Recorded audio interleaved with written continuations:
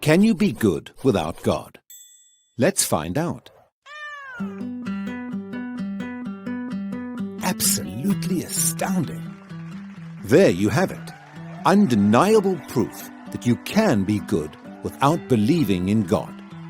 But wait, the question isn't, can you be good without believing in God?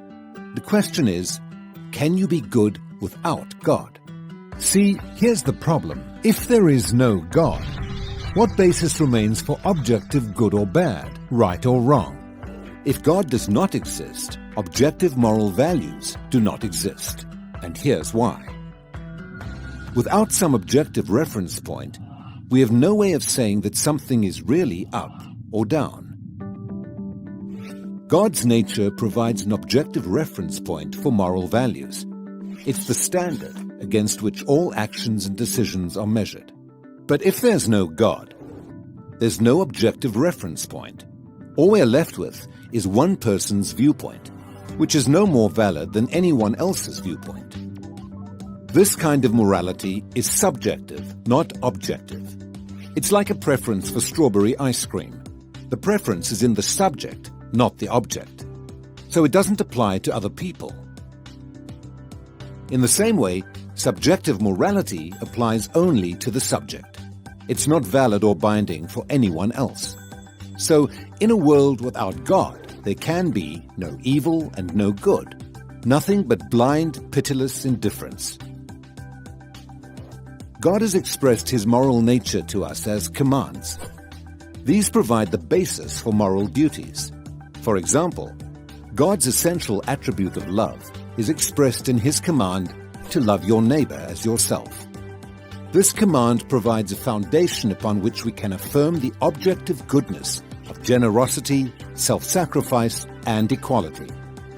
And we can condemn as objectively evil greed, abuse, and discrimination.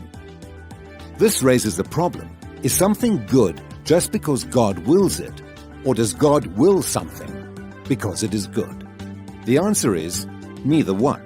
Rather, God wills something because he is good. God is the standard of moral values, just as a live musical performance is the standard for a high-fidelity recording. Without your love. The more a recording sounds like the original, the better it is. Likewise, the more closely a moral action conforms to God's nature, the better it is. But if atheism is true, there is no ultimate standard. So there can be no moral obligations or duties. Who or what lays such duties upon us? No one. Remember, for the atheist, humans are just accidents of nature, highly evolved animals. But animals have no moral obligations to one another. When a cat kills a mouse, it hasn't done anything morally wrong. The cat's just being a cat. If God doesn't exist, we should view human behavior in the same way. No action should be considered morally right or wrong. But the problem is, good and bad, right and wrong, do exist. Just as our sense experience convinces us that the physical world is objectively real, our moral experience convinces us that moral values are objectively real. Every time you say, "Hey, that's not fair, that's wrong, that's an injustice," you affirm your belief in the existence of objective morals. We're well aware that child abuse, racial discrimination, and terrorism are wrong for everybody, always. Is this just a personal preference or opinion? No. The man who says that it is morally acceptable to rape little children is just as mistaken as the man who says 2 + 2 = 5. What all this amounts to, then, is a moral argument for the existence of God.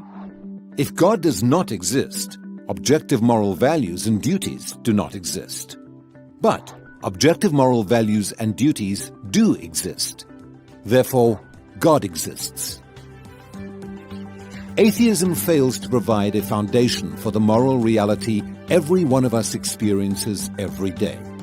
In fact, the existence of objective morality points us directly to the existence of God.